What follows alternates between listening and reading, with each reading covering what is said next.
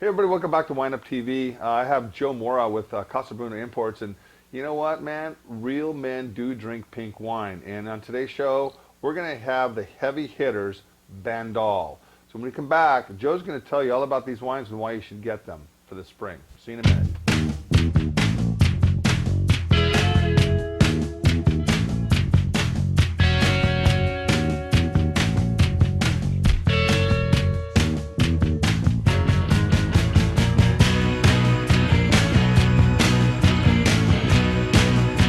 Joe, Glad to be back. glad to have you back, man. You know, you're going to Italy, what, next week? In April, but it feels like next week. God damn, you know, you're a lucky guy over here. He's blessed to be able to go over there and check out all the wine regions over there. It's actually what kind of a trip are you taking? It's over 2 weeks. It's going to be focused mostly Piemonte, a little bit of Umbria and Tuscany, and then the highlight of the trip is a week in Sicily, and that's what I'm really looking forward to. Awesome. I can't wait to till you come back and share some of your stories. I think absolutely plan to do that. It's gonna be fantastic. All right, guys. You know what? Real men do have purple hair, painted fingernails, and drink rosé, and I'm going to show you that today in the show. You know, rosés tend to get bashed. Why? Because most people make rosé just to make rosé. That's right. These guys only make rosé. That's right. Rosé for many people is an afterthought. It's a way to use wine in a more creative way and to offer something different. But oftentimes the passion and love and the grapes are not there for the best wines. So, but Bandol for sure. Provence generally rosé is king there. That's what they make most of. Yep. So we have two Bandol rosés from Domaine Bounon. We also have a less expensive rosé from the Costière de Nîmes. A rosé coming in $11 a bottle. Yeah. From a really good region over there in France. And I'll tell you guys, you know, at the end of the day, springtime's coming, summer's coming. It's a little bit warm to be drinking your heavy cabs and some of your heavier Merlots or Syrahs. What I like about Bandol is the fact that they're mostly Mourvèdre. And that's their base to all their wines. They don't mess around. It's not an afterthought, like Joe said. This is what they specialize in. And they don't skimp on their production and on their quality. Tell us a little bit about the first wine, Joe. All right. This is a producer of red, white, and rosé wines in the Costière de Nîmes in Saint-Gilles. It's across from Châteauneuf-du-Pape. They model their rosé after a Provence or a Provençal rosé, like many people do, but the formula is actually topsy-turvy. It's mostly Syrah with Grenache and then a little bit of Mourvèdre. They do put 20% Mourvèdre in the wine. It's delicate. It's a light color. It's refreshing. It's mostly inexpensive. Sure. And an easy drinker. But it's a nice thing to show off against its a more renowned neighbor in Bandol. Absolutely. And, you know, and it's interesting, guys, when you look at the terroir of Bandol, it's so chalky, and just the soils are just so interesting. But, you know, a rosé is it's a tough sell, because most people think they're sweet. Mm-hmm. Most people have a preconceived notion that they're going to be just simple. And when you talk about these wines, they're not simple. They're fairly complex, and they have good acidity to ride out 4 or 5 years. That's right. In a bottle. And they go very well with the food that they're made to go with. All the shellfish and bouillabaisse. In the south of France, the Mediterranean diet, that includes a lot of fish. And also tomato-based sauces to go along with shellfish work very, very well with these wines. And let's face it, you know, when you're over in Europe, over in France, wine for lunch is very common. Here in America, you know, we got 30 minutes for lunch. We got to get in, get out, and have that half-pound burger for $4.95, all these daily specials.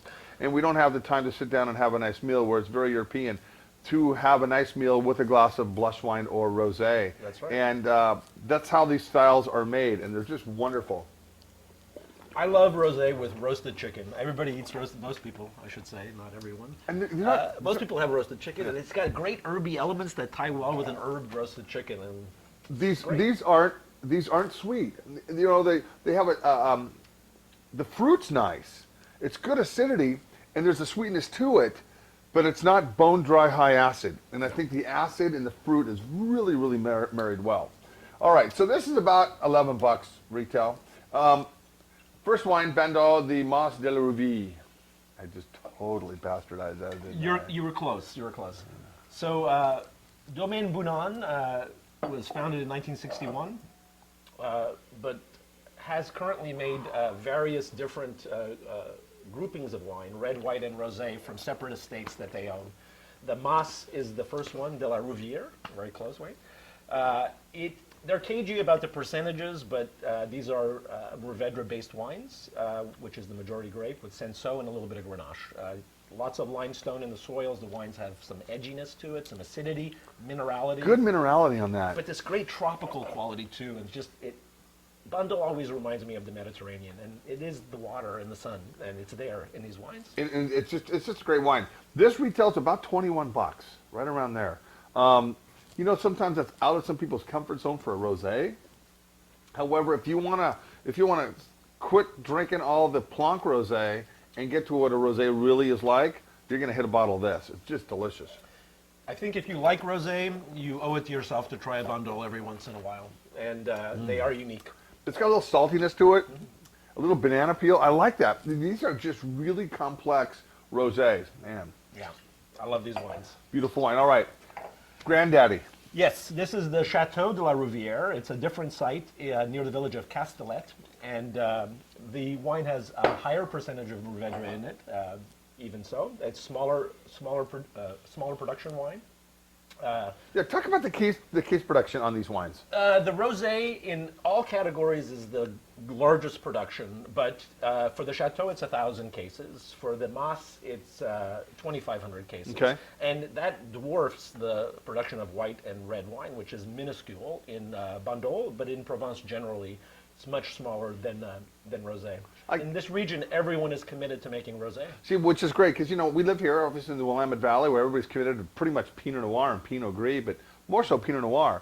And that's what they strive to do. There are some wineries, like Colleen Clemens makes a really great rosé, but it's kind of like they can only make so much of it, because I'll tell you guys, they have about 3 months in which to sell their rosé here in Oregon, whereas this stuff here, they make it for the long term. So this can sit on the shelf for a couple of years, it's fine. Actually, it gets a little bit better.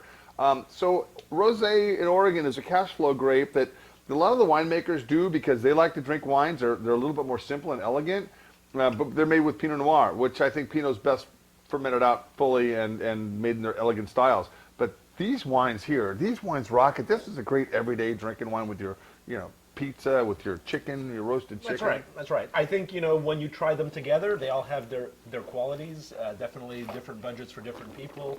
But don't deny yourself Bandol Rosé. It is really the greatest rosé in the world. It is, and this is about $26 a bottle.